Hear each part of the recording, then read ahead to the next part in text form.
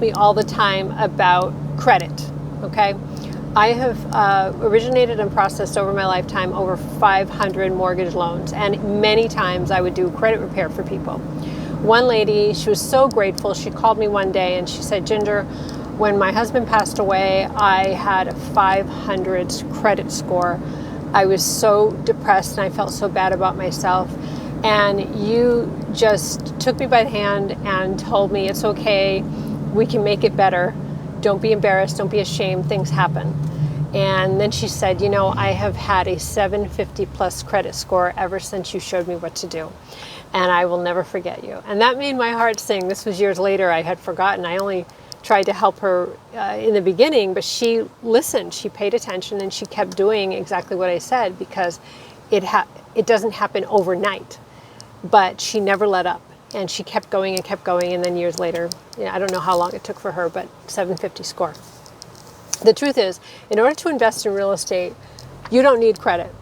That's the crazy thing, but it's true, okay? You need other things, but you don't need credit, but it does not hurt, okay? If you have good credit, it can help you. And because money is a game, there's a lot of ways to playing the game, okay? And why not have more pieces of the puzzle, more game pieces in your favor, stacked in your favor? So I'm going to give you 3 tips, and there's a lot more, but there's 3 tips where I helped this lady. I'll call her Stacy for the sake of her privacy. When I looked at her credit situation, I helped her. So let me say what these three tips are. Number 1,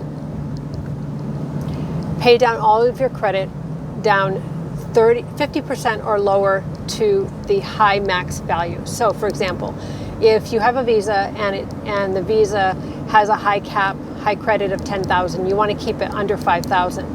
If you need something for $10,000, you're better off using 2 credit cards, so that keeps your ratios in line, 50%. They say under 33%, less is better, right? 25%, whatever, but at least 50%, you want to keep that down. Now, if the higher your credit options are, the better off you are, right? So if you call your credit card company and say, hey, I need you to bump up my credit, could you do that? They'll ask you some questions, maybe they will, maybe they won't. If you have a good credit history with them, you'll be fine, and they'll bump you up. So now your ratio, especially while your ratios are low, if you ask for a higher credit, they're more likely to give it to you. A lot of the money game is being proactive, not being reactive. And that's a conversation for another video altogether. But being reactive in a game, tends to not work here.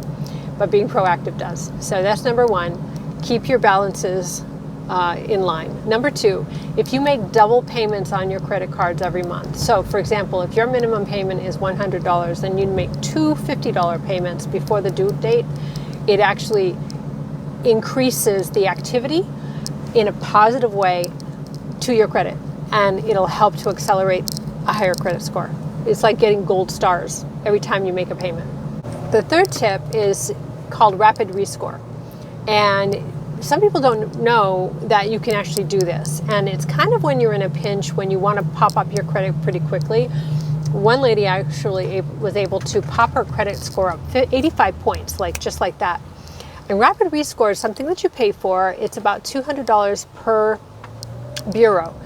And that's if you're going to buy a house or buy a car, and you're in a situation where you're like, you know what, I want the best score I possibly can, and I need it now.